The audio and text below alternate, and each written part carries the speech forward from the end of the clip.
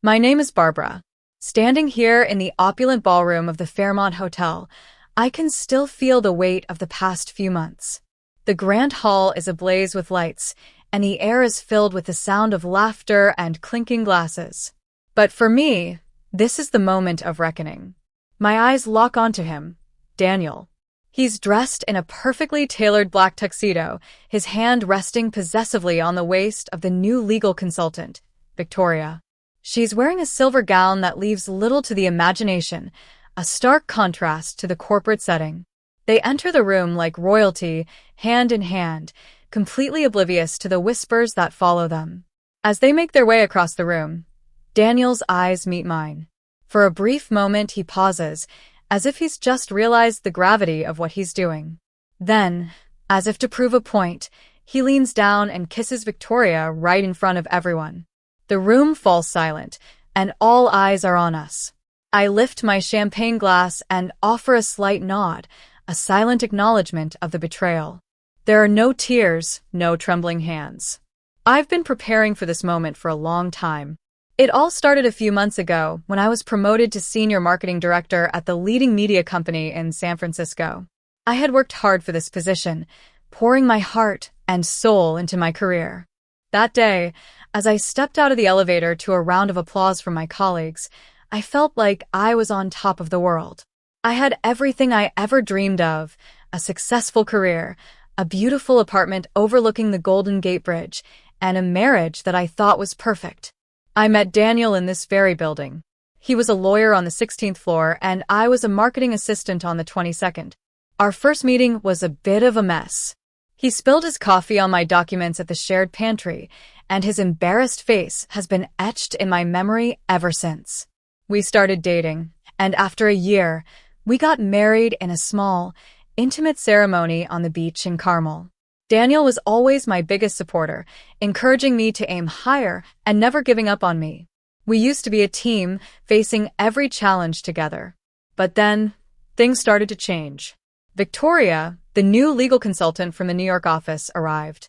My assistant, Lily, mentioned her one day, saying that she was not only smart but also very beautiful. I didn't think much of it at first, but a vague feeling of unease started to creep in. Daniel began to act differently. His compliments became lukewarm, and he started canceling our dinners at the last minute.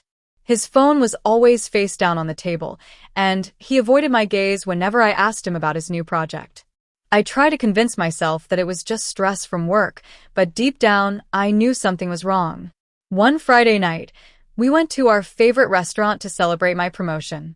Daniel showed up nearly 40 minutes late, looking tired and disheveled. Our conversation was strained, and I could tell that he was hiding something. When I asked him about Victoria, he lied so poorly that I knew my suspicions were true. From that moment on, I started to pay closer attention. I noticed that Victoria and Daniel were always together, and their body language spoke volumes.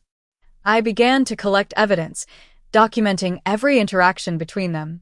I hired a freelance IT assistant to help me recover deleted meeting logs, and I saved every piece of evidence in an encrypted cloud folder. I also started using Victoria's provocations to my advantage. She was always trying to get under my skin, but I remained calm and composed. I knew that the perfect moment to expose them was coming. And then the annual gala was announced. I knew that this was my chance. I prepared myself for the worst, and I was not disappointed. As I stand here, watching Daniel and Victoria, I feel a sense of relief. I've been through the worst, and now, I'm ready to take back control of my life. The next morning, I sent 3 emails, one to Human Resources, one to the executive board, and one to Daniel's law firm. I attached all the evidence I had collected, clearly outlining their unethical behavior. I also filed for divorce, thanks to the prenup that Daniel had insisted on before our wedding. A few weeks later, Daniel was terminated from his law firm, and Victoria was fired from the company. The office atmosphere had changed completely, and I was finally free from the shadow of betrayal. Now, I'm sitting in my new apartment on the 18th floor of a glass tower overlooking the San Francisco Bay. It's a minimalist, elegant space, and I finally feel at peace. I've learned that the sweetest revenge is not making someone else hurt, but rather not letting their actions define me. I've chosen to rise above the pain and move forward with my life.